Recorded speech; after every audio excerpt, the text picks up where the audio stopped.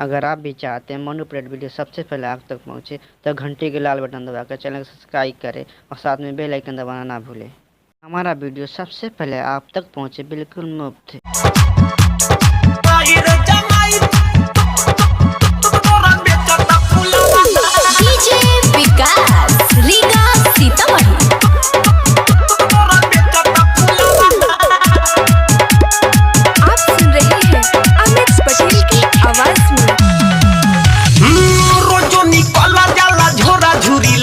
के सुनो रे खेला माइया बना दमाद के रे माई हाय रोजो निकला जाला झोरा झुरी लाद के सुनो रे खेला माइया बना दमाद के पहले बतंग बड़ी मरकी लगावाना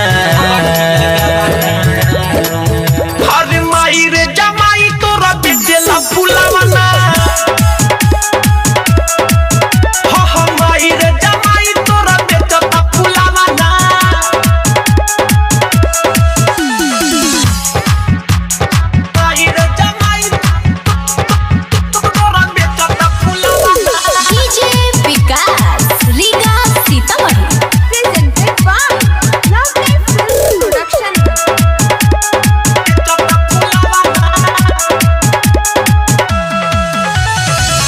जो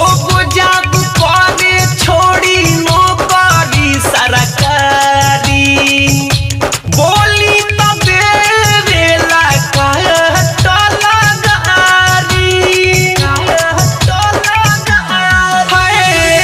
जो जाब करे छोड़ी नौकरी सरकारी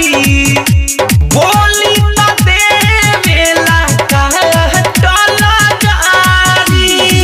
बुझेला हमारा नामा नामा के भावना हर माई रे जमाई तोरा बेटा सब फुलावाना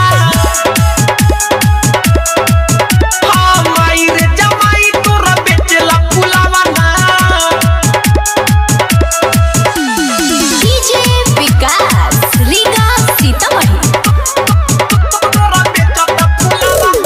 आप सुन रहे हैं अमित पटेल की आवाज में। बेर बेर हमारा के करे परेशान रे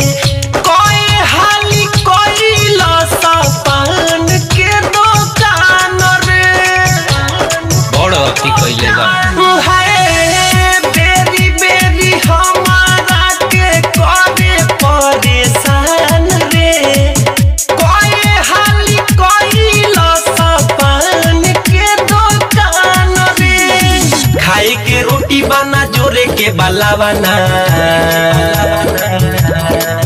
हर माई रे जमाई तोरा बेचेला फुलावाना हाँ माई रे जमाई तोरा बेचता फुलावाना